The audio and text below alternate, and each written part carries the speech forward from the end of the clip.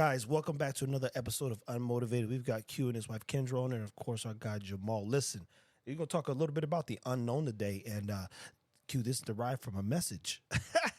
So we're gonna walk through your comfortability because he's like, oh, I said, man, you got a YouTube. He said, I don't want to be known. You can't come around me and not be known. And it's already happened. leave it to your ass to wait till we get on camera. Exactly.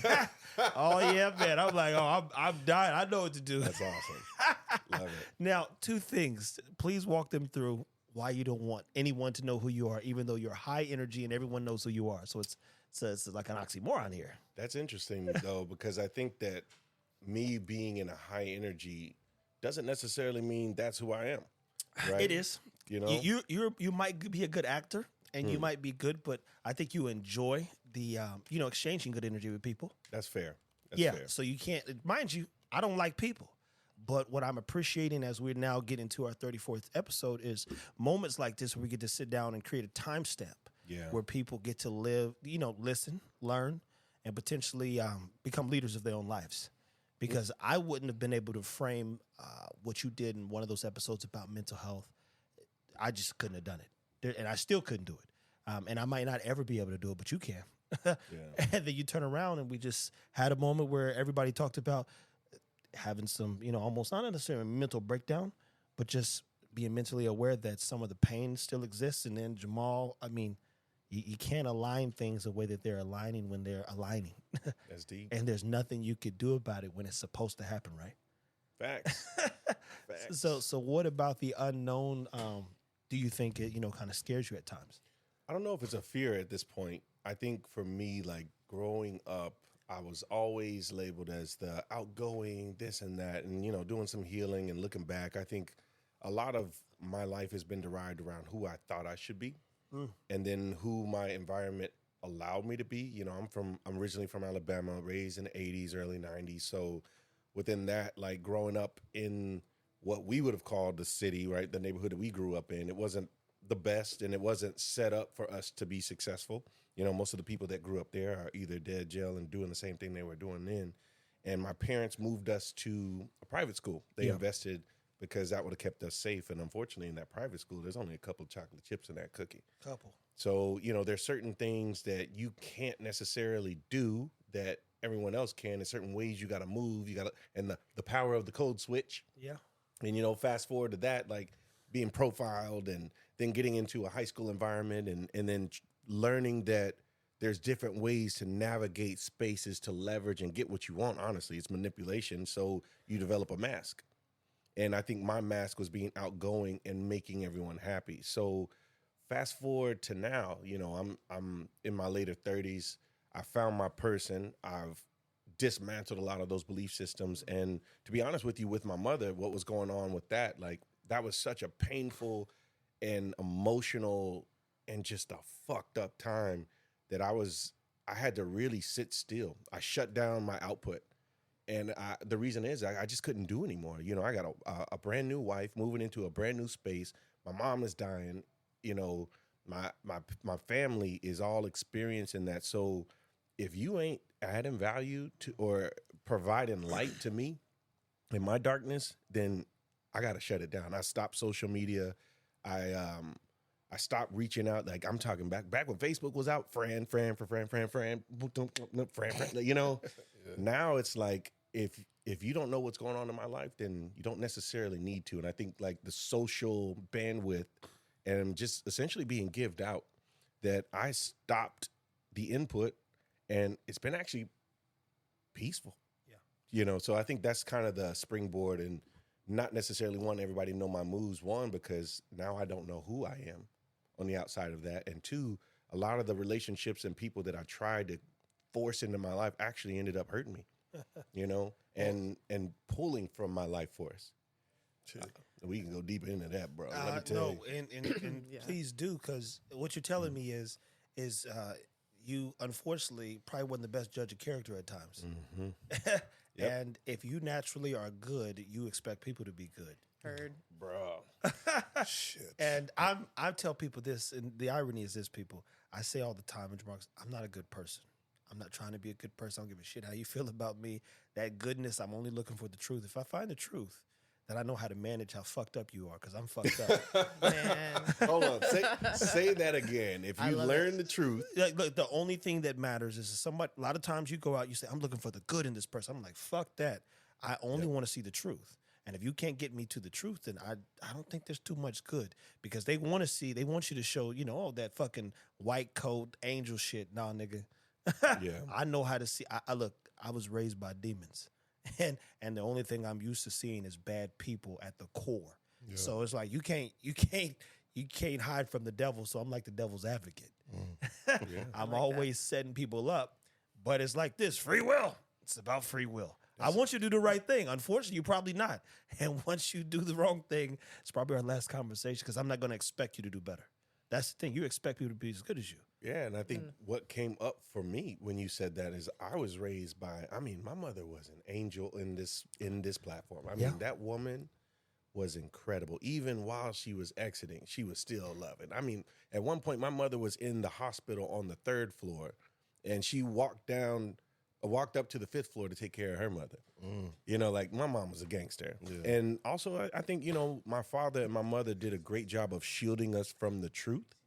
Who's Anthony? And man, because of that, I was raised by good people. Yeah. And that's not a bad thing. But my perspective, because I was raised by a bunch of hoodlums, fucking hoodlums, man. It's goddamn hoodlums. Yeah. It forced me to learn. You said manipulate. My dad used circumvent.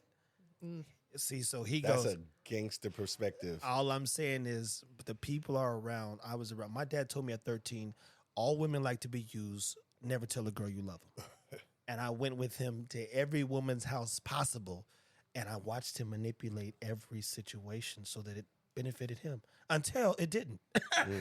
And I would help him lie to get back in homes. Wow. Hey, so man, how did you? Hey, did your mom work tonight? I'm like, yeah, a little bit. I think okay, good. We're going to tell so-and-so we had to go watch your brother and sister. I mean, I've seen dirt, and I'm not, mind you, I believe in doing the right thing. I'm like Batman. I'll kill you if we need to. Yeah. we'll exit out of all this shit, but I'm not going to look for the good. So it's a beautiful thing that you learn from an angel. Yeah. Challenge is you think the world's the world is not angelic. Bunch of fucking bloodsuckers, man.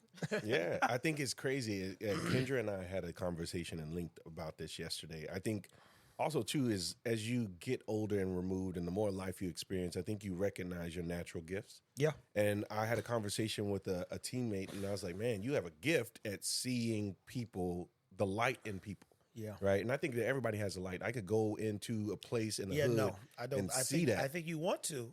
But a murderer is a murderer. But that's the thing, is you got to look at their actions. Like, not everybody's willing to go and uncover the light. We got, people's actions determine, or in this season, who they are and how they are. Actually, look, so this is what I'm really good at. I'm really good at seeing how people word things. And if they use the wrong words even and how they contextually put stuff together, I can determine who they are. Yeah, that's a trauma response. That's a hypervigilant trauma response. Can you guys hear her? I'll just make sure I can hear her. For anyone in the world that might not understand what you just said in terms of a hyper-vigilant trauma response, that's right around, what is it, psychogenetics? Oh, man. Epigenetics. Epigenetics. He said psychogenetics. Psychogenetics. Same thing. Yeah, that's like People, what happens when the spider bites you and you can climb a wall. Psychogenetics.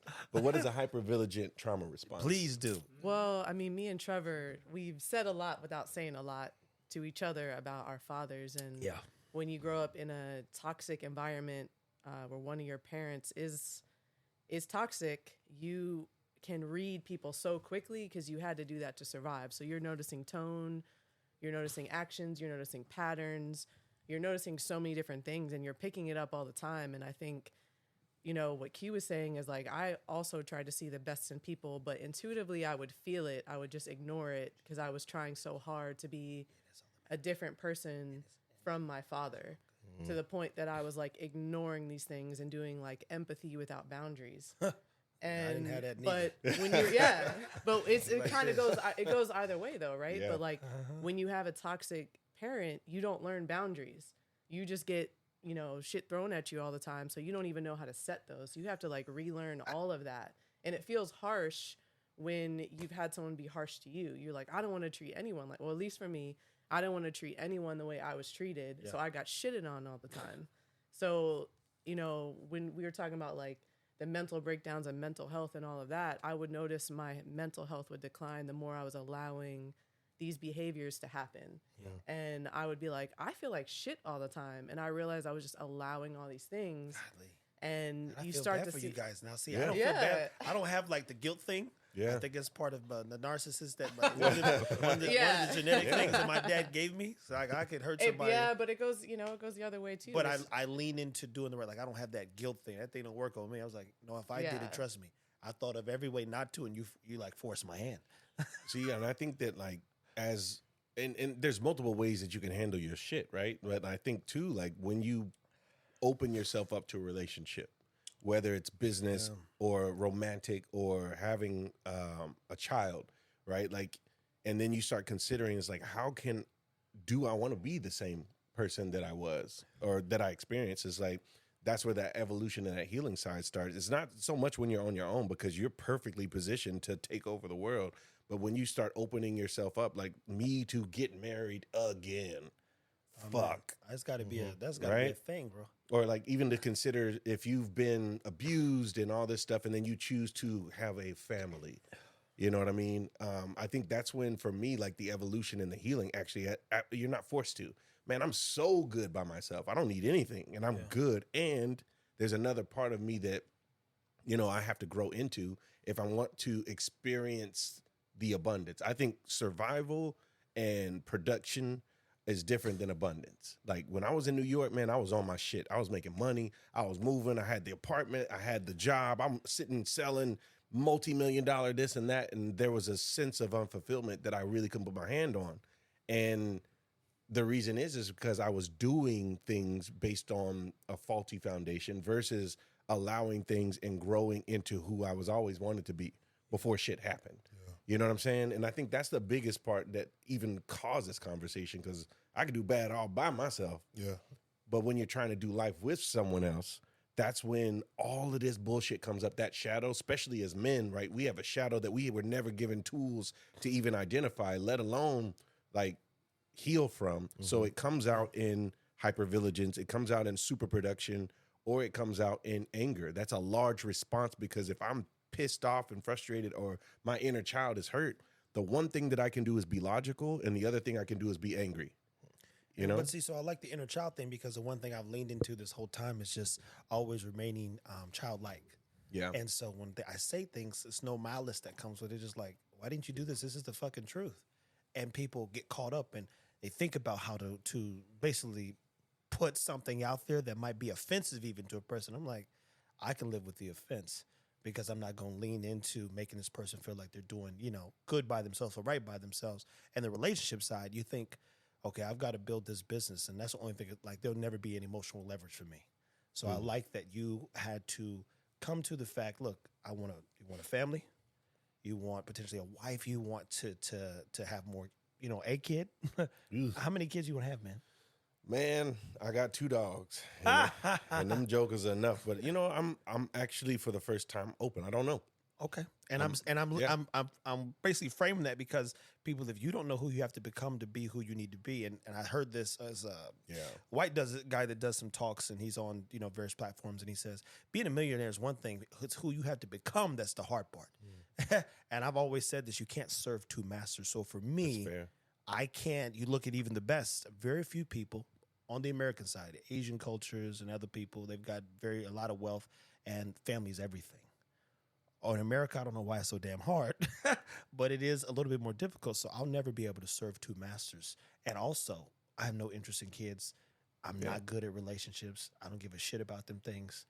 It has to be leverageable, and we have to improve. You hear that though? Like, you're very clear. Oh yeah, no clarity. And I would ask you, when you're in your place of like just reflection and evolution and growth and that stillness, it's like, you know that you're not good at relationships. Yeah. And we know why you chose that path. Oh, absolutely. But if you wanted to be like all of the shit, like it's kind of that millionaire conversation, right? I think there was a relationships seminar, something that someone gave me over the years, and it basically framed similar to that millionaire statement. It's like, are you who the person you're looking for is looking for. Right? I ask people that simply, hey, would you want to meet yourself? Bruh. And that's the thing. Is like, could you meet yourself and be better because of yourself? If you couldn't, then you need to work on yourself. And everywhere I've been, everywhere I go, everyone gets enriched. And that's the thing, is every environment. And if I can't, even I told Marlon and them, I said, I moved in here, paying rent. You say, in 30 days, if I don't think I can add value to their lives, I'm gone. Yeah. That's how fast I'll move. I'm in and out like shot. In 15 years, I've never had an address. I'm in and out like shot. Yeah, this is the long. Yeah, I feel that too, man. I think for me, like I over the last decade, I've probably lived in 5 different states, 2 different countries, and within those states, never lived in a place longer than 2 years. That sounds like him. Know? Like just moving. And that is an amazing life until it isn't for me, you know? Facts. Like, you can see everything, do everything until it isn't. And like for me, like my work was covering up my hurt. You know, like, meaning what you were like putting out in terms of workload. Like, and for me, I found like I've redone my life multiple times. Yeah. And kind of like what you're saying, I love that you're clear. He's like, bro, I'm good. This is the lane and I'm comfortable in it. Yeah. I think for me, like once you do, I started off and everything's been goal oriented. Like somebody told me I could never play ball. So I was like, bet I'm gonna do it. I'm gonna get a check. And I got the check. And the one thing that stood with me is like, now what? You know, I spent decades like just crafting, like hustling, missing out on parties, missing out on family, missing out on this. And I got the check and I was like, now what? And then something happened and I got the job. And then I was like, now what? I got married and I was like, now what? You know, like, and I got tired of having to say, now what? And now I'm just like, you know, let me be the best version of myself, lean into what's filling me. Yeah. And bring as many people on as I can. And then if I ever am to be a father, let me go ahead and start working on who I need to be to change that generation and pour into that so that motherfucker doesn't have to deal with the same historical wounds that I did. Yeah. And whatever comes from that is I'm going to be good with it. So what do you think, would you say, and everybody can answer this, especially you, what would you say is one of the worst things that happened to you as a kid that you still may be dealing with to this day? Oh, yeah. Go ahead, Kendra. Go ahead, ladies first. I don't know if I could narrow it down. To be honest, I think for me, you know, I want to circle back to some stuff he said, which kind of combines your question. For me, having a relationship with a man is extremely complicated. Just because my father wound is so deep, and we have spent a lot of our time dealing, obviously, with some of his stuff, but with my trauma, that's been very hard. I don't trust men. I always have a ton of women around me, and like men, I'm like, you're here for this. So switching that was very challenging. And, you know, his father and him have healed and still healing me in such a big way because they show up consistently. I've tried to push them away. I've tried to be like, yo, this is how I am. Like, you can't deal with this. And they just keep showing up. They keep showing up all the time. So I think it takes men like yourself. Like, I feel privileged to be in this room because this is healing for me, especially Black men. Like, I need that around me, and I didn't realize that was such a huge hole until I met him, and that's impacted everything in my life, all of my relationships, how I do things, being in my masculine all the time, being the same, like uber productive. Let me be an entrepreneur. Let me run this business. I'm gonna make my own money. I'm gonna do my own thing. I don't need anybody. That independent, hyper independence wound as well. So getting out of that and trying to go back into my gift zone, which is my feminine, which is flowing, which is intuitive, which is nurturing, and feeling safe enough to do that. Only a man, I would say a well-rounded, in touch with his wounded masculine and all parts of him, can provide that for a woman. Like, there's a lot of identity stuff going on. I think it just makes it easier to comprehend, though, sometimes when you're like worded like that. But I think that's something that you guys in this room can provide the women in your life. You guys all have that. Whether you want to believe you have it or not, Trevor, you do have it. Have what exactly? You have that. Mm-hmm. You provide a safe space, and you provide a space for conversation. Man, everybody feels safe around me. That's the easiest way in. Because it's I'm very addictive. But I mean, I got to, before you answer the question, you know, Q, when he saw us at the gym, what was it, Monday? We saw you Monday. He was doing chest. Or Tuesday, one of them days. He spoke about that. And mind you, this is news to me, right? It's so funny because you never know what you need until you get into a space where you're like, damn, something felt different. If you lack introspection, then you can't identify why a space like this would be so beneficial for you.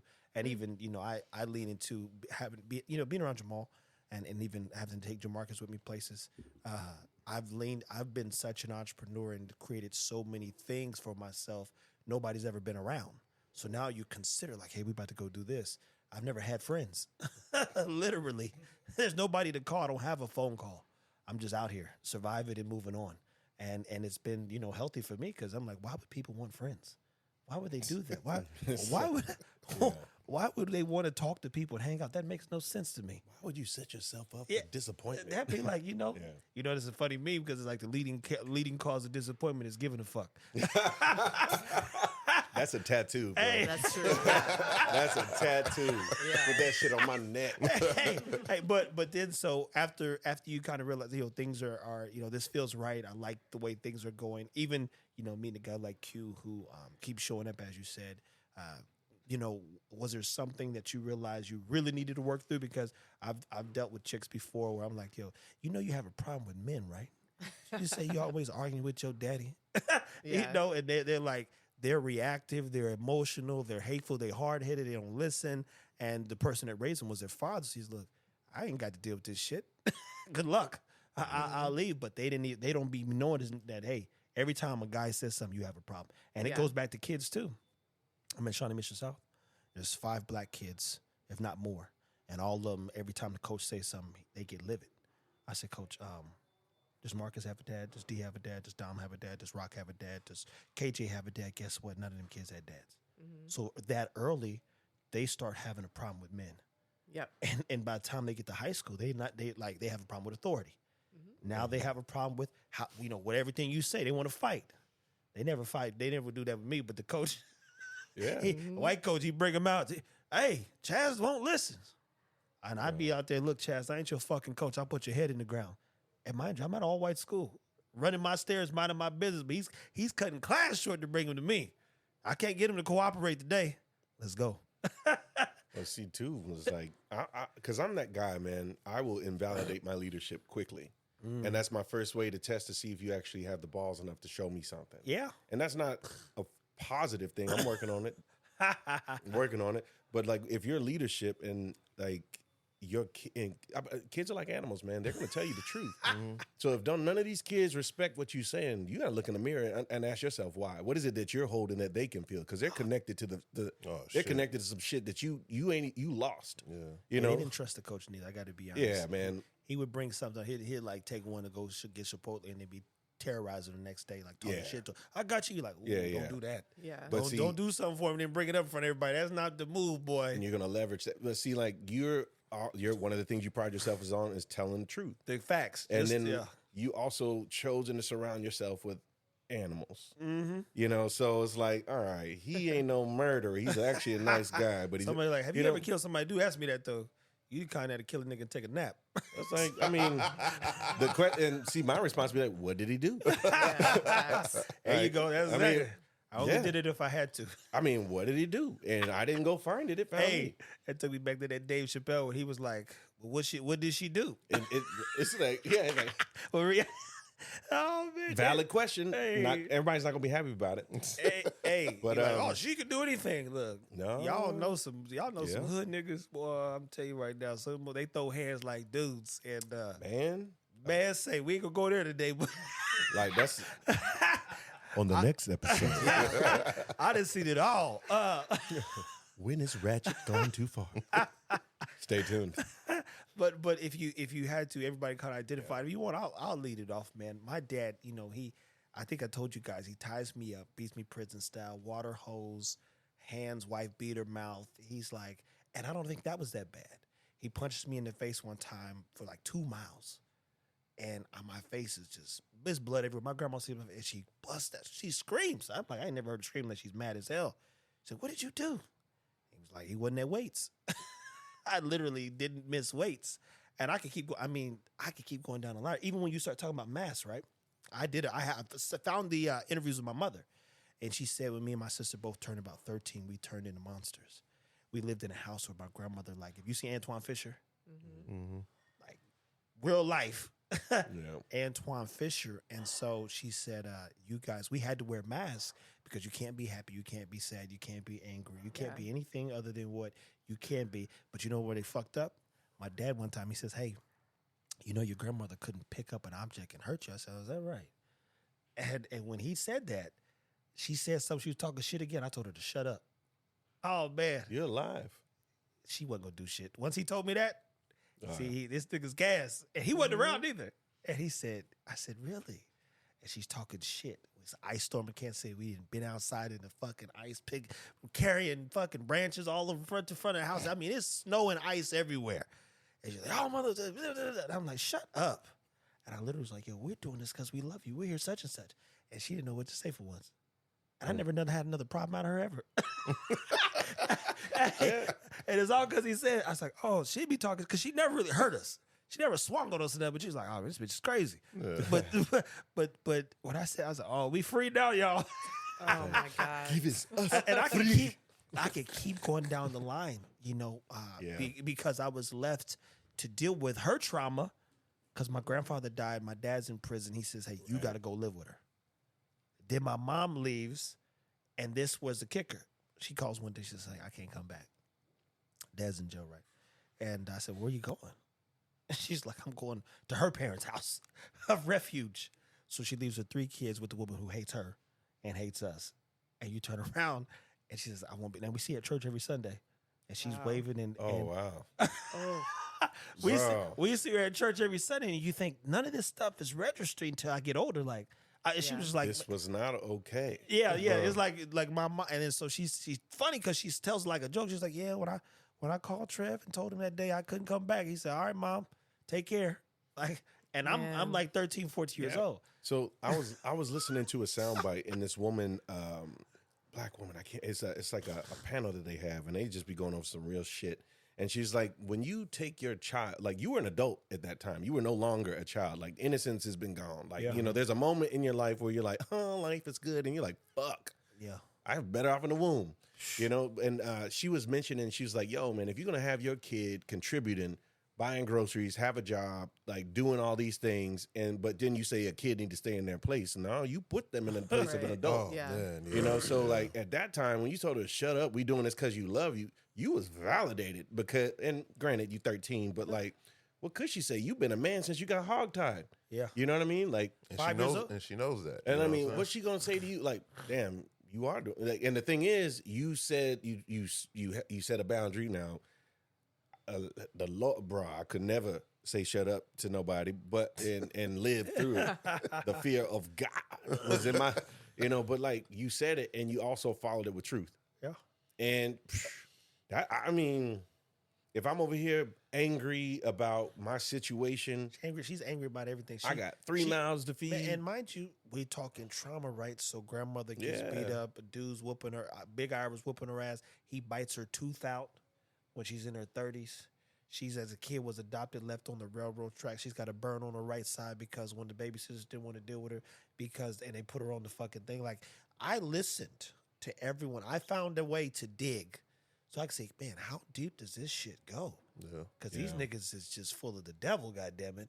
But they go to church every Sunday and Wednesday, and they sing on Tuesdays, and you go down the line. So this fucking darkness, it is like a lurch. It's crazy. It's fucking over every last person who comes in contact with these people, and they hate their lives and everyone else. Dude, the interesting part about it, if you sit down with someone, especially a person of color, right? Yeah. And I think that white people deal with things differently. Oh, absolutely. You know, and there's, again, I mentioned one of the most brilliant minds that's helped me elevate my mental, Dr. Venus Opari. She had a class about healing historical wounds, and she mentioned the intersectionality of the slave, the maid, the mistress, and the master.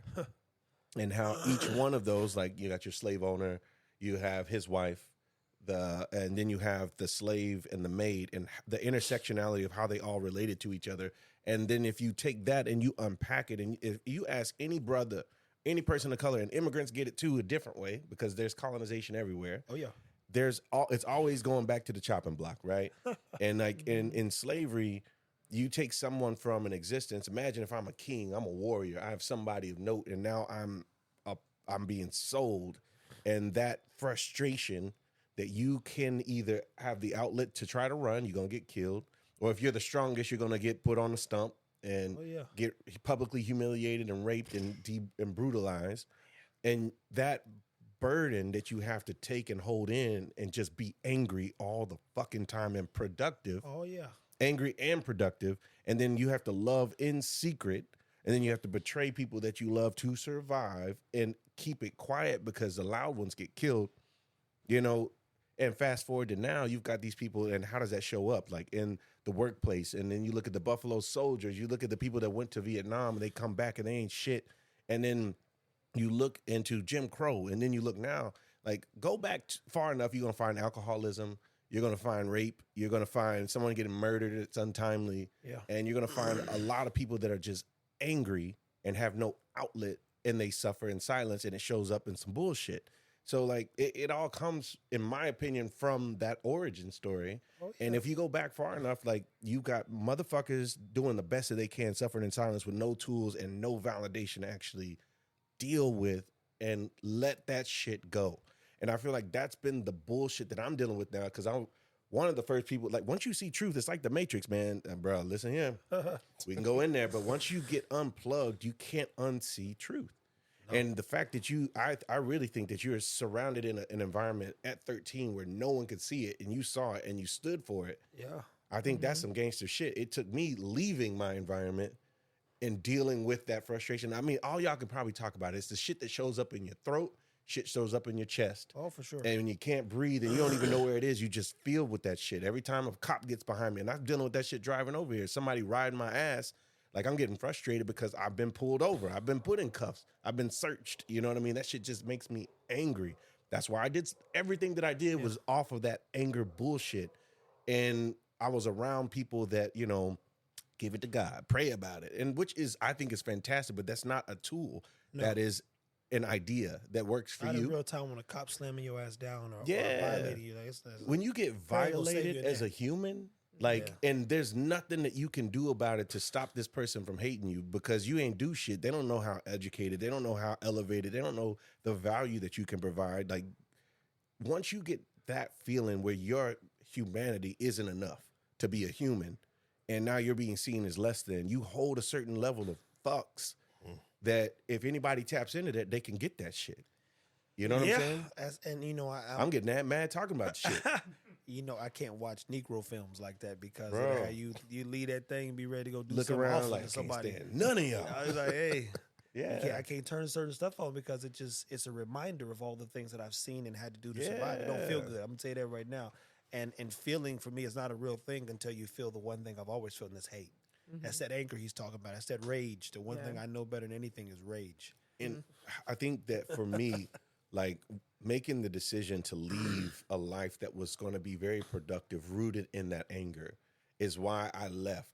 And I think to your original question is, what's something that happened in your childhood that stopped? I feel like all the happenings I would take again, because the person I am now, I have a foundation to do so much with. I think the one thing that I never got, and honestly, it wasn't until I met my wife, and my wife, she comes from a biracial environment, and even though the trauma came from the black side, there's trauma on the white side.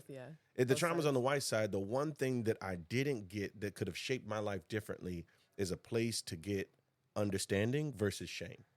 To have my questions answered, to have my curiosity, like the flame of my curiosity to be flamed and like turn into a blaze versus it to be stifled and shamed out of the protection mechanism. You know what I'm saying? So like when I, you know, talking about sex, like I learned about sex from my peers and from fucking up, you know, like I couldn't go back to my parents and say, hey, listen, this is something I'm feeling. And it's not something that's not normal, you know, like, or drinking or fucking around doing dumb shit. Like I can't be like, yo, man, I got fucked up with the boys and I got a headache. Oh, it's a hangover. Why don't you eat? And matter of fact, next time you doing this stuff, give me your keys. I'll come. There wasn't any support for my natural curiosity. Yeah. And I think that that's the part that I struggle with, because once you step out of the box of the sheep and you start walking into your mandom, like you either get outcasted, punished, or killed. Yeah. That's just how the shit works in our communities where I'm from, at least. Hey, you know, you ain't setting us slick to a can of oil. Yeah, man. Also country. Yeah, man. I was like, big boy, I understood everything. Big boy said it in Idlewild. Yeah. He said he ain't saying nothing slick to a bottle. Yeah, he said it in Idlewild. And that's a good point, too, because, mind you, on the other side, my dad come out of jail. He's an educated, high-level educated person. So every time I said something stupid, he made me read and write about it. Bro. So you think about it, it said, hey, for even the cold. Hey, if you don't wear your jacket, I got to put jacket. Grandma said you're going to get cold. He said, no, you're not. Where'd you hear that from? He said, your grandpa don't know anything. and he would make me read about protons, neutrons, and all that other stuff and how sickness builds up. And it ain't because of no cold weather. Like a vitamin D3, all this other shit. And he said, do you even know why Christianity's a thing? Why they so? He said, go write me a paper about Constantine, that battle with 300, know, and then why it became a thing. And do you know who Wu Chao is? One of the first female empresses. Yeah. And the one that made everybody fight just to get the nana. See what I'm saying? She murdered everybody. It was awesome. I'm reading and writing about this in 8th grade. This is the stuff he's making me. Every time I say something, he's like, or write me a paper on red blood cells, white blood cells. And so had I not been forced to be curious, bro, in a sense, today I don't think I would have never been able to figure out half the things I figured out because someone would just told him, oh, that's okay. He said, unless you saw it, unless you read it, unless you could prove it, it never happened. And I'm like, that is where you got your love for truth. And honestly, that's where power is. And if you really think about your father, man, like he was hurt and but somebody probably sat him down, hurt him. Yeah. And then he had to make that same decision to go grow. And if you think about it, like go back, like look at how many of this bullshit is from ignorance and finding meaning in things that you can. And I do think that, like, in slavery, you got to go the hope, the big time Christianity and all that stuff. But like, if we look back, and as you're mentioning in those times, look at the Library of Alexandria. Mm-hmm. Back in the day when the Moors were in power and bringing in technology, power was actual truth and knowledge, that ancient power. And so when Julius Caesar came in, he burned and took all that shit. He sent his people to go and study, took that information. Roman Empire takes on these Africans as his military advisor, and then he takes the power and he burns the information, and now he's writing the narrative. And I think that business model is the colonization business model. Is you steal the knowledge, you remove the history, and then you write the narrative so you always control the mind. And that's where the power is from. And that's where, if you're looking at these kids without dads, you want to break that shit down. What happened here? You come in, you take over, you start making friends. Hey, cuz, let me go get some of that turkey. Oh, snap. Thanksgiving. It's a holiday for racism and genocide. Hey. And I take this people that were strong, I remove them from their environment, and then I punish them until they start listening, and I remove it, and now I'm going to write the narrative. Why do you think that Black history is only studied in 1 month, and we only talk about the slaves? Ain't nobody talking about the gangster shit that we did before that, because it's our truth, and our God is white. You know what's funny is when I seen a dude breaking down even the cowboy on like black dude, hey boy, go get that cowboy. And because it became a cool thing, they took that too. Bro. We were the original cowboys. Isn't that crazy? Yes. I mean, like get that cowboy. Even agriculture, rice. Like you look at South Carolina, it was built off the rice fields. And that's not all from Asia. No. Look, guys, there's a food, Jamarcus knows. I may even watch this food thing I watch on Netflix. And the white people are actually trying to figure out all the rice left down there when there were no more slaves because they didn't know how to cultivate it. And so they're trying to find and bring back. There's small communities in South Carolina even where they're like doing the African grains again, trying to reharvest this thing that's so just like, oh, this is our history. Nah, nigga. It's y'all's history because of what we did. But they have this thing that they're doing, even like giving some back here and there. But they're like, we got to bring our culture back because that's who they are. And it's crazy. Like me just coming to Texas from being in California and New York. And I love New York because it's a hodgepodge of culture and everybody has to deal with each other. Like you'll be in a subway with a multimillionaire homeless person and everything in between, Jew, Russian. Like speaking, I loved riding the train from Manhattan to Brooklyn because it would start off with hipsters and Wall Street, and then it would go into speaking Spanish to Russian to whatever to Polish. And I would love just traveling through countries in 30 minutes. I'm like, fuck, that was awesome. But like, I'm telling you, it's a power thing. Coming back here to Texas, I just feel the energy of frustration. And I think that it's a lot of the frustration, if you go back to what we were talking about, those intersections, right? Black people are frustrated because there is excellence and there is kingdomship there, and it's not acknowledged. And all you need is a fucking shot to win, right? And you don't get the shot because of the limits in the glass ceiling. And I feel like that white people are frustrated too. You know, they have their own pain, like depending on where they came from. Like the motherfuckers that came here on the ships were not kings and queens. They were outcasts. Yeah. And they're frustrated. And, you know, they did what they were taught and it worked. But like there's a sense of imposter syndrome that you have when you walk in the presence of a confident black man. And I watch it. I walk down the street and I used to think it was my fault when people would grab their purses and they would walk and get smaller when I walk in the room. But no, I'm a fucking powerful human being. And knowing that your position was made off of something that you didn't necessarily earn, and I'm not saying for everybody, I'm just saying from a idea perspective, there's a frustration in there. You know, you look at like how women interact and shit like that, like how they fight, and you look at all these videos and they document them as Karen's angry. And I hate that because there's somebody that's frustrated, has no power, but leverages, oh, you knocked me down. Now I'm a victim. That's how I fight.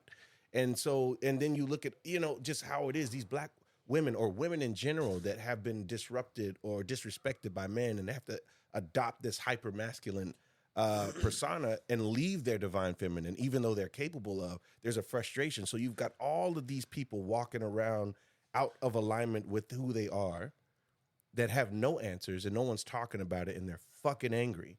And if I had someone just tell me the truth, and, you know, I remember that day, like if you referenced that first podcast when I found out that, you know, I was black and that's different and that's not actually a good thing. I respect my mom. She's like, yeah, son, so let me talk to you. You're going to deal with this. But I still had no container to put that anger.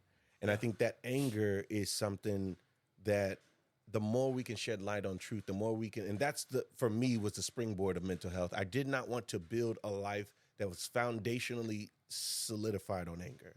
I wanted to build a life that was financially solidified on choice and honesty. And me being honest that although I am angry, I'm choosing to align myself with these opportunities that I are being naturally attracted to, even though I'm pursuing something versus chasing to be in a room that I'm not necessarily valued and being frustrated and fucking mad the whole time. So I hope, does that answer the question? Yeah, to a degree. What about you, Mo? And mind you, I don't want to just close it. I'm going to come back to it because we're going to take what Q said somewhere as well. Anger, trust me, the only thing I know is rage. It's the truth. Even one of my kids, Malachi, he said when that scene with the Hulk in First Avengers, and he goes, you want to know my secret? I'm always angry. and I remember watching it with the kids back in the day, and they like, bro, that's just like you. But it's not a mask. I'm like, yo, y'all better get the fuck out of my face, or we can go out here and run for 12 miles and some crazy shit, or could chastise me this. But I also provided a safe space for them to be themselves. So he said, why are these kids who weren't paying always with this guy? Striving there, going to workouts, never missed a day, and I never sent out a message, guys, we're working out this time. They're like this, are you going to be at the gym? They needed more than just a workout. They needed guidance. They needed structure. And I think I said on another episode, I had these kids write letters to the dads that they never met because I said, you can't just presume you're good because of your mom. That's powerful. You don't even know your dad. Rock's dad died at 2. Write a letter to this man that you have never met and was never there. Thank him for the things that you don't know about yourself. And it was and mind you, I'm 23 having these kids do this. That's a burner right there, man. But do you have anything where, was pivotal in your life when you was a kid that you realized and identified with as an adult? Man, as far as I would say I was lucky, man, and hearing what you had to go through was crazy, you know what I mean? And I'm sorry you had to go through a lot of that shit, but like I was fortunate enough to have, my dad and, his family, they just came from Jamaica and they tried to get established in the United States. So they were real tight on family. Yeah. So if I was bouncing around, I was going through that. But the trauma that kind of resonated with me was that, they're coming from a third world country, or they're coming from, they're not accustomed to America, and the first thing that they were scared about was trying to figure out how to keep up with the Joneses. So naturally, you talk about finances, you talk about credit, you talk about how all that stuff kind of correlates. It's like, you know, they don't want you to take any guess or, you know, just go out on a limb. It has to be done like this because this is how we saw them do it. So if we come to America, this is what we do to make sure our family's straight. So, you know, they put a lot of stress on themselves trying to get acclimated out here. And that's getting degrees. Getting degrees. You know, my dad has his master's. Think outside the box, had to see what he had to go through, man. I remember being in some of his classes, and, you know, I was there with him and hearing stories about how professors would tell him, you know, that they were proud of what he'd been through. But the main thing that kind of resonates with me, what I'm trying to do with my son, is that I'm trying to adopt the concept of not letting him be scared in what he kind of want to explore in, and not just tell him he can't be that or you can't do that. And if he, you know what I'm saying, he's kind of, I don't know, man. Trev been kind of helping me with that a lot. Jamarcus, you know, everybody had their little sections. They do their own thing. But like with him, how I was growing up is, yo, you can do that, but this is what you got to do to be able to do that. Instead of, no, you have to do this. And I'm kind of putting him in a box, and he feels like he's just like, you know, he's not reacting well to certain situations. So that's crazy because like I feel like my box was the religious box. Mm-hmm. Oh yeah. Like, but when it came to my career, it's like, well, whatever you want to do. Yeah. You know, and like I look at well, in the black community too, they believe you can't be successful without God. Right. And I go, well, what did God do? You know, well, he woke you up this morning. Okay, you have proof. That's why he says, damn, you prove that? I don't know. I mean, I believe there's a God. Yeah. Right. I don't know if I woke up because he said get up. Right. I don't remember when I went to bed. Did he tell me to go to bed too? And they would get so annoyed. Yeah. But those are valid questions, especially coming. Were you younger when you were asking those? Absolutely.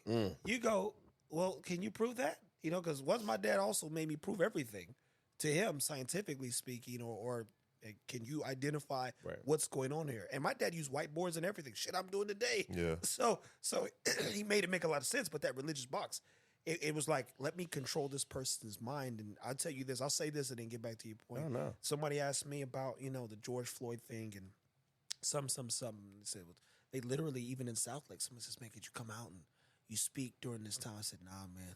Hear what I got to say. And I said, if you got some questions, but I'll tell you some things to think about. I said, you know, they gave you religion so they own your soul. Until you can get your soul back, they'll always own you, man. Your soul. I said, keep this in mind. Not your heart, not your mind, not your body. Do you even know what your soul is made up of? There's no identifiable markers, but you know you're either good or you're bad, and you know what feeds your spirit. I said, but the minute they told you where you going, heaven or hell, gave you religion, the Bible, and a box to die in, they own your soul. So all this black stuff is cool, but if you can't get your soul back, because it's the only thing that turns into gold, let them tell it. I said, what are we going to argue about? They own your soul, buddy.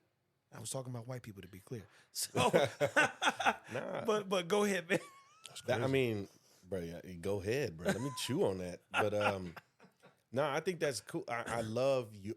One, I'm just hearing like a commonality in the group. Like we hear Kendra's conversation and Trevor's conversation, and like hearing who they're becoming and pimping your pain, right? You're talking about like your family having like keeping up with the Joneses and financially speaking, not necessarily making wise decisions. Look at your ass. What do you do? Consult people about money, you know? Shit, it's always around, bro. Right?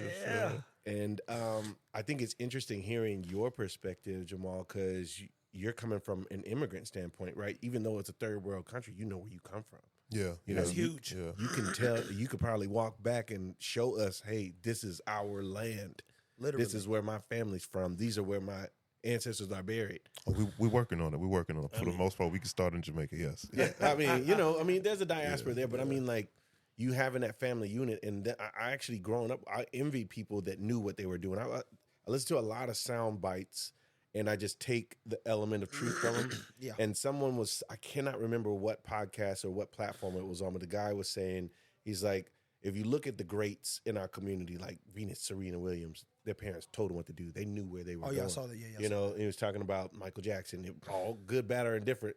He knew where he was going, you know, and it was just countless people after countless people.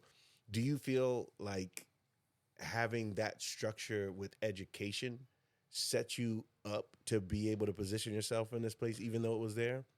Like, or do you feel like, kind of like religion, I just had to dismantle all that bullshit, the bullshit in the good, right? Yeah. And then find my own relationship with my creator, however that looks like, right? Like, do you feel like that was positive for you, getting that guidance in that direction? Yeah, I feel like it was positive, and to a certain extent. But as far as when the religion came, I never really could get a grasp of it because I felt like my, my grandmother coming from where she came from, was she doing it because she wanted to be a part of a community where she just felt accepted, or she felt like she could vent too. So that's why I've never been able to really deep dive into the religion side, because I just looked at it as I got older, it was like her own little communion. You see what I'm saying? So, Yeah.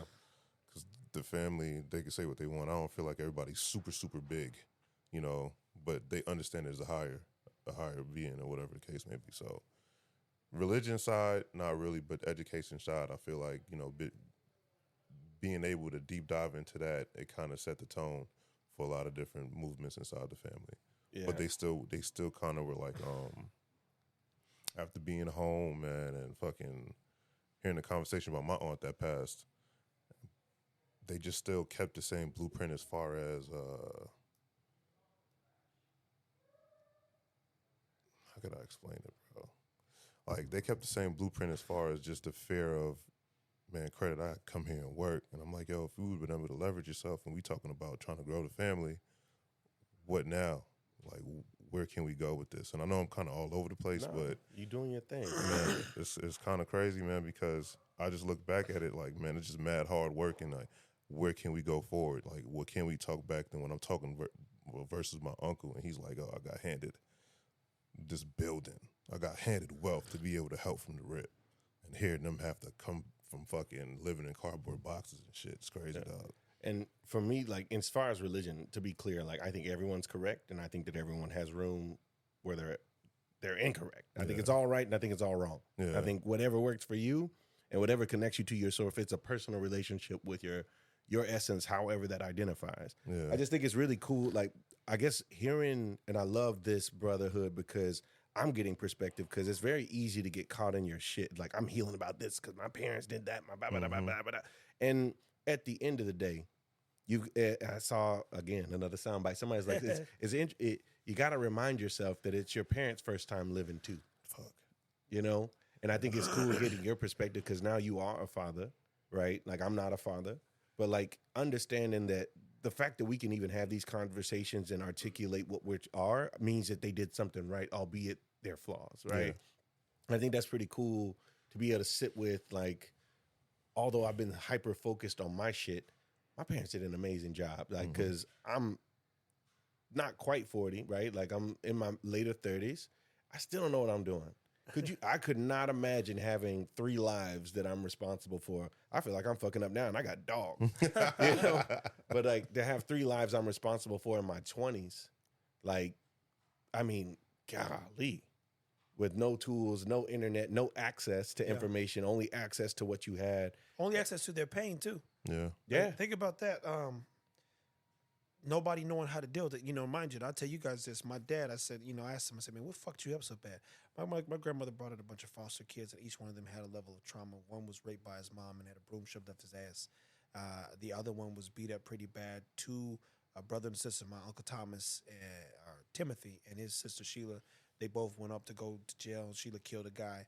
I mean, I could go, and then Carl, he turned around, was driving around with somebody in his car for 20 days that he murdered. I mean, this is the people that are closest to my dad that I, in some sense, have met as well. Mm-hmm. and you grow up, you say, man, this whole thing's traumatic. I played the game with the killer.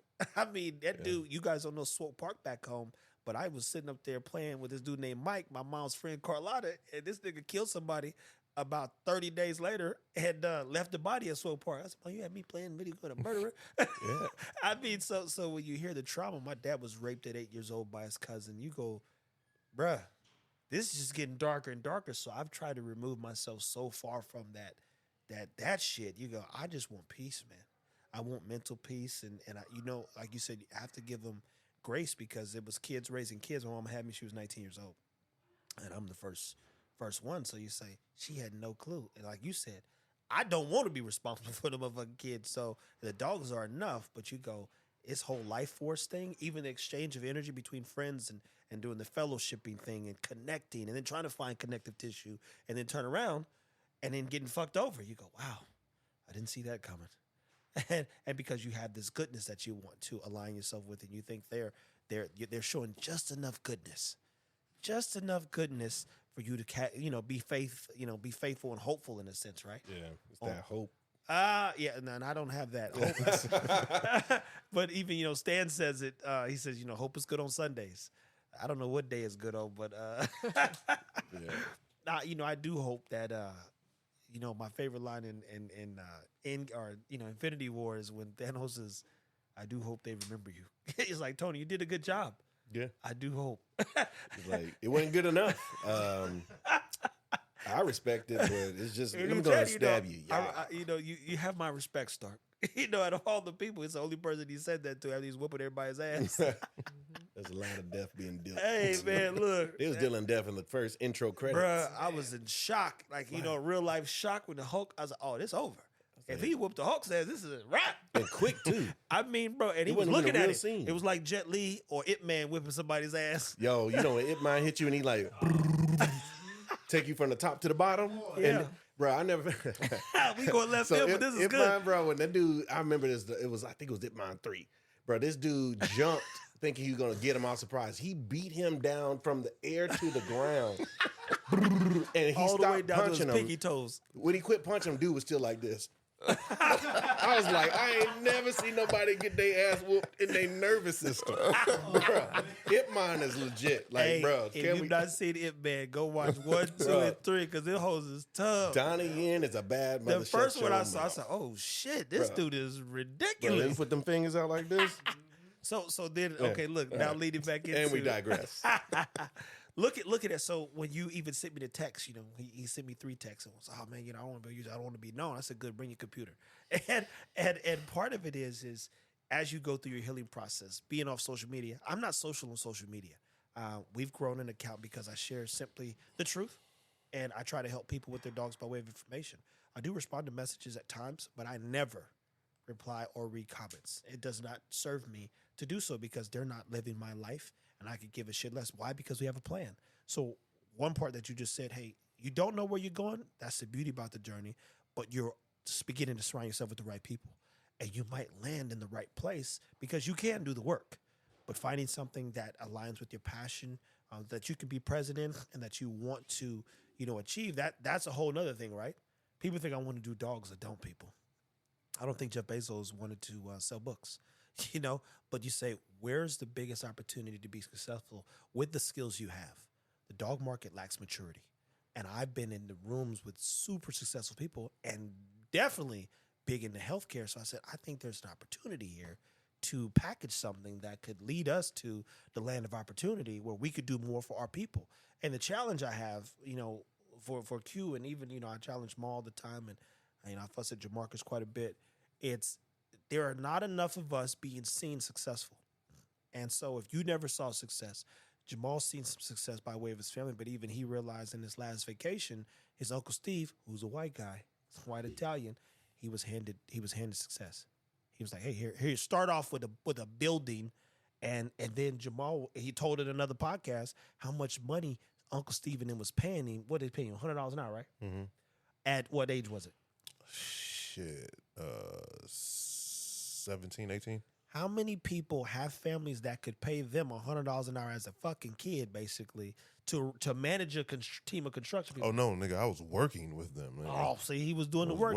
The whole lesson was like, do you want to work? Do you want to work harder, or work smarter? You know what I'm saying? Work with your hands, labor. See, I ain't even seen that. That's my point, though. I don't even know what that even. I saw my first couple. I was 2008, 2010 ish. I saw my first black couple of doctors. They were both doctors. And I saw them together. I didn't know that existed. Yes. Yeah. Look, I was like, yo, y'all doing that? Hold on. Wait. What? Mm-hmm. And their kids are going to Brown and Yale fencing. Like, yeah. I'm like, what? I thought that's on movies. Mm-hmm. You know? This real life. Only people I could see left and right was in the church, and they're being honest. They had honest lifestyles, but none of them were even experience abundance outside of their family circle, like that island life, that abundance within, right? When you think about abundance still, you say, man, how do we reach more intellectually? Because wealth ain't always directly in your pockets. It's reflected, but you go, I didn't, like you said, it wasn't the wealth. It was like, damn, niggas could be doctors. I didn't know it. and be together and married. And then the kids get set up. You're like, what the hell's going on here? He's like, and it's definitely not in the church. But I'm sorry. When you go look at very wealthy, rich people, a lot of them do not give their 10% to the church. And they also are not sitting up there every Sunday. They have obligations to their family and real success. The most wealthy person in the church is the one getting paid by the people in the church. There you go. So it's always been confusing. Might not be popular to hear. No, but it's the truth, though. It's the truth. I've never been. You want me to? I'll hit y'all over the head with religion one of these days. I mean, hard. But point is I think Q's of value to a lot of people. So in this particular space, I would encourage you not to try to find who you need to be online, but be yourself and the best person you can be for yourself. And it just so happened that people might like it, and whether they like it or not, it's got to exist because it's true to you. I had 88 followers, and I was doing lives with Ruben, and nobody was listening. Nobody was paying attention. Nobody cared. But I said, Ruben, you're one of the smartest people I've ever met. We've got to do this. It has to exist so that if someone needs this help, that they can find this information and be better. And fast forward, now there's 185,000 followers. If I get on live right now, anywhere from 100 to 150 people will show up and be there for 30, 40 minutes. Same thing on the tube of you. Same thing on definitely TikTok. And it's all because we doubled down, and I believe that we can make the world a better place by way of education through dogs. Yeah, I think what's coming up for me, and one, I want to just acknowledge what you said. I appreciate it. Yeah. And definitely couldn't do anything without, my rib over here, because she's definitely the one patching up the wounds that don't everybody see. And I appreciate this just this space to be able to hear it and actually hear it and respect it. But I think what I got most is it's kind of like today, taking the dogs out, right? It's cold as hell outside. But inside my home, it's warm, it's comfortable, it's controlled to a degree. Yeah. And you open that door and that hawk hits you. And you're like, ugh. You have your jacket, you got a little bit of warmth, but the hawk is what hits you, Facts. For those of you that don't know what the hawk is, it's a Southern colloquialism meaning it's cold as fuck outside. There you go. And once that cold pierces you, none of the warmth will stay. You're ashy, you're uncomfortable, and you don't want to be here. Exactly. That is a black moment. But so once that hawk hits you, it takes some of the cold away from you. You got to go back inside to get rejuvenated. Man, say. And so I guess the healing journey, right? And I see a lot of black people is once they find success, they alienate themselves. And I understand why. Oh, me too. Because the crab in the bucket thing is a real one. Super. But the healing, based off of what I got from you, is like it's that warmth that you have in your home. And it's not healed to be inside. It's healed to go outside and still take the onslaught of being exposed to the elements. Oh, yeah. And then being able to know where you can get to get that warmth again. So, well, and that's the part too. I would tell Q, as I told you, Mark, I said, you guys, I'll make sure everybody's safe. It might send a lot of hate, but if they're going to come in, they'll come for me, not you. But all you have to do is be yourself. That's it. And you're scalable. You're a light in a lot of people's life, I presume. People look forward to seeing you. I know we look forward to seeing you. That's crazy, man. Yeah, and sitting down and having these conversations. I'm not a good person either, bro. Hey, look. This is chosen pacifism. Oh, you telling me I can go do some. I saw the bad. I saw the plan. It was executed. I watched it happen. I was from 5 to. My dad went to prison twice, and the irony is he was in there with John Gotti at one point. So I'm in Springfield. I'm like, yo, why is this girl walking all over the prison? His daughter would come in, and she'd get to go back there, and she'd walk back here, and the whole section on the right side would get shut down when his lawyers and stuff come in. Like, oh, we only got limited such and such today. Because fucking Gotti was sick, and this was a hospital for sick people. So I seen every other weekend for almost, I'd say 7 years of my life, I was in and out of jail. Visited my dad. I watched my grandmother cry every time she left. So I'm like, why would anybody do this to a person? So I learned who not to be, but I learned who I could be, all because of a choice. Yeah. And it's that simple. So even when I'm hearing him say the YouTube thing, YouTube doesn't expose you. It's an opportunity for people to be inspired by you. And that doesn't mean people are going to like you. And trust me, the hate's always a good thing. The more people hate it, the more the video goes. So when they be like, Trev, I saw that's beautiful. Tell them to keep that same energy. Give me about 100 comments, boy. When the car review, she said, but y'all still watch my shit. And get this, when you get to a certain point, every view now becomes almost $8 a view. You get to the point where if someone watches your video and you got an hour video, so that view, you had to watch the whole thing to hate me. You wanted to see it to the end. Just made $8 off your eyeballs, buddy. I appreciate it. Bring back more people that don't like you. Yeah. Go ahead, share it with everybody. I'm like this. That's what I tell people. What do you mean? The nigga who hates it, he got to share it with 4 or 5 more folks. This is beautiful. This is exactly what we want. It's all leverageable because at the end of the day, we're not doing bad. We're kind of scientists in a sense, and we're definitely sharing something. But I think more people will connect to foundationally who you are and who you're working to be. Be it you have gone through the journey and still going through that journey of trying to find your identity, even in a sense, and what that means to you. And how many, keep in mind, you just took us down a clear cut. How many niggas is probably sitting up angry as shit? And I know a lot of angry niggas myself. How many of them don't know that there's a way to find peace? And then how many of them may never get to sit down in a room like this where there's no ego, there's no judgment, and speak freely about their pain and maybe shed a tear or two? How many of them will never come in contact with people like us? The majority. That's the truth. The majority of them, because poverty has to exist, perverse environments have to exist, they're going to suffer and struggle till the day probably they die in some cases, if we're just telling the truth. But one video and watching you, definitely in watching me, I showed them sometimes. I literally just told Jamal, I said, man, look at this Negro here. He's messaging me. And it'd be some nigga with some crazy purple hair or something, looking crazy. He'd be like, sir, I really love what you do with the dogs. She'd be like, I know this nigga don't talk. He's holding a gun in this thing, holding money to his ear, talking about, I'd really love to get one of your dogs. He'd be like, my nigga is never going to happen. I know where this is going to go, buddy. We not going down that road. This is going to a pet home. I just want the dog to live well. But just because of how I presented myself, the hoodlums come with respect. And they thank me wholeheartedly for just, man, I just appreciate you, man.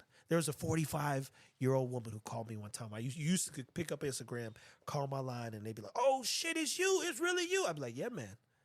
Then somebody called with some suspicious stuff. I said, oh, that ain't happening again. And somebody had to ruin it for all y'all. But she said, listen, when the dogs got my hands, cha-cha, bam, bam, they got me. She said, man, I tell my fiance, this dude is our Obama. I've been waiting. I cannot believe. She said, I had to watch you for a while. I do marketing. I'm the only black woman in the room. I heard that woman's story. She says, is it okay to call you? I said, you can call my number now. You call me anytime. And when she was so inspired, and it kept me inspired too, man, to be clear, because these are black people who, again, I didn't build this for Negroes. I didn't even think about y'all. That's the truth. I was just thinking about the dog, but I'm like, damn, these colored folks, this is a thing. And so far, we get into my DMs right now. It's probably 19 messages, majority of them black, and all of them need some type of help. And they have faith. The Scottish people, I'll put that in today. Bro, all the way from Scotland, man. Pitbully TV, I come back from work. It's going on my TV. I know you don't understand me, but, bro, thank you so much for what you do. We've got them internationally because of these fucking dogs. Hold on, bro. We ain't about to pass through that shit. That was like English, a little Jamaican. That sounded like a little. That was like straight up, bro. That was your cameo on Top Boy. Like that was not William Wallace. Yeah, man, that was Top Boy. You was looking for William Wallace. We caught it. I was just like, that nigga ain't never been to Scotland. At all. That was awesome. But you see, when you start this thing, and I think it starts even with something simple like a Facebook, right? Or these companies that we admire now. Computers in a garage, you say, who do I want to be? Where do I want to land? Here's the truth. None of them fucking knew. They had some ideas, and they knew how to do the work. And, if we're identifying the work, you can do the work. Are you likable? Absolutely. Are people dislike you? Absolutely. Guess what? You can't have good without the bad. So I'm going to lean into it all. And I'm going to make sure people not necessarily know my next move, because even if you knew where I was moving, you wouldn't know how I'm moving. That's the beauty. Like if we playing chess right, you think you got to make that move to win, and I just need to make that move to move forward. So every move you make is not shared there, but it's a move in the right direction because somebody like you is looking for hope, man. That one word we hate. They're looking for a way to start something to believe in. They might go and try. I told you, watching the Best Man series is why I'm even talking to you Negroes. So I'm looking at this thing where these successful black people are on this TV, right? I've watched all the Best Man series and the movies, and then they got the series come out. It's probably one of the best series I've ever seen. And Sanaa Lathan, Harper, I don't know, what's his name? How Stella Got a Groove Back dude. Point is all of them are writers, cooks, chefs, TV people. She's Nia Long's marketing. These are some successful Negroes, man. Some shit I never seen, right? What if I could build a community where everybody around me, black, was successful? That would be interesting. So I've got to try. I've at least got to try to take a few good people with me and others that are willing to do the work, to say the least, man.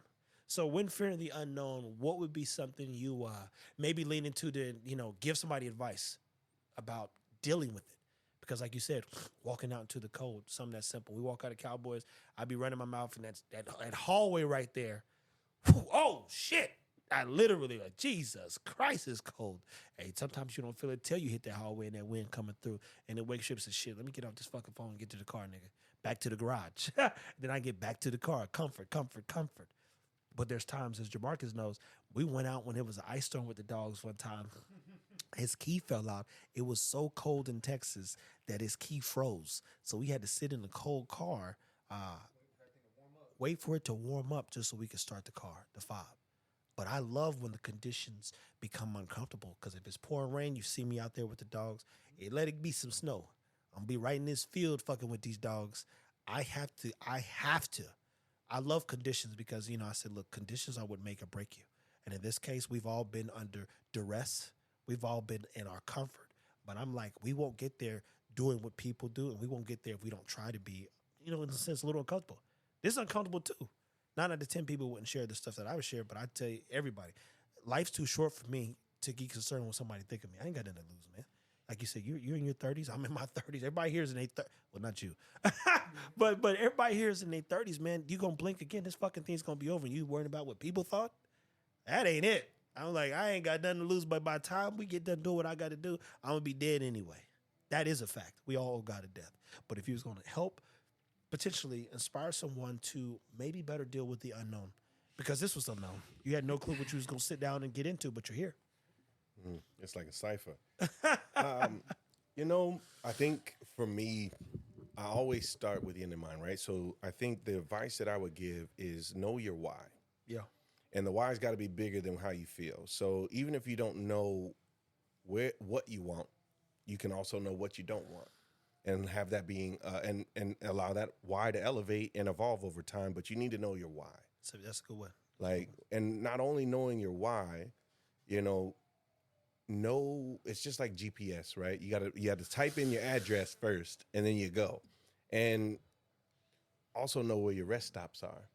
So your rest stops are the people that can come into your life when you're not feeling it. Like that support system, having people around you that are doing shit that even if it's not in the same direction, the same energy is required. Yeah. Having those people, and then also being willing to recalibrate.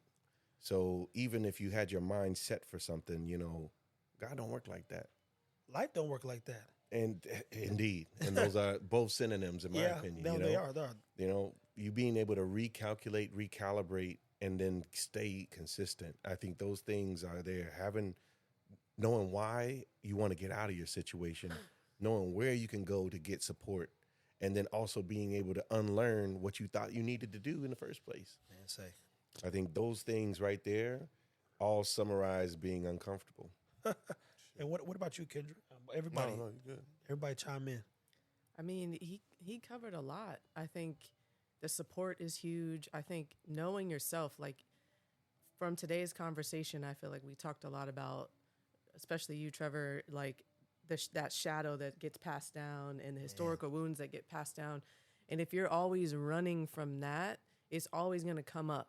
So if you don't get friends with your shadow and you're not like walking hand in hand with the like fucked up parts about yourself or the shit that you don't like or your triggers or things that are the quote unquote negative parts about you, they're always going to show up when there's adversity or when there is something that is tough or you're going through a hard time. But if you're already friends with that dude, you're already friends with your demons and you're hanging out, you're like, oh, okay, I know what's going to happen. I know this person's going to show up.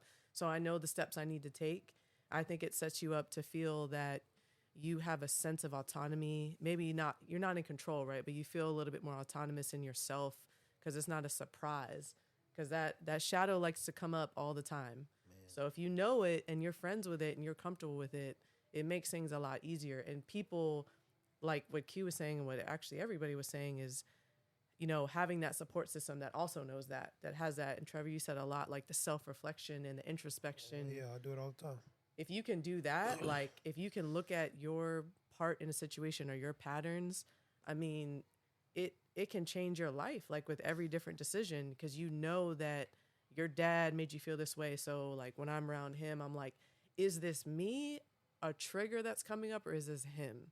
Did he piss me off, or is this something deeper? It's 9 times out of 10 something deeper. Sometimes he pisses me off. Hold on, y'all heard that live. Y'all heard but yeah, that. 9 times out of 10 it is. And I've like we talk a lot about somatically what that is. It's like my intuition feels one way, my trigger feels another way. Trigger is tight, it's constricting, it rushes you, it feels intense. Intuition is flowing, it makes you at ease. So knowing the differences between all that can make you make different decisions. Man, y'all did some real work, boy. They got all the words. They know every word for everything. I'd like to add Dr. Lou's Maria Villanueva to this as well. She's our coach and extraordinaire. And we just, you know, Q introduced me to a lot of these people when I was in that transitional time. Like, I'm fed up. Like I was saying, empathy without boundaries. Like I started setting boundaries and people started leaving. I started speaking up. People started getting pissed. Because I was always like chill, nothing bothered me, and that type of person. And then when I was like, you know, this actually does bother me. I don't like this.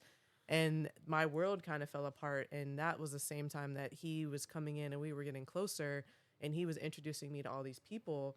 And one of the guys that married us, I always like, I want to channel Darnell all the time. Because he don't give a shit. Like, it's about his family. He says what he thinks. And I was like, how do I get there? So every time I'm in a situation, I'm like, how do I channel Darnell? Like, what do I really care about?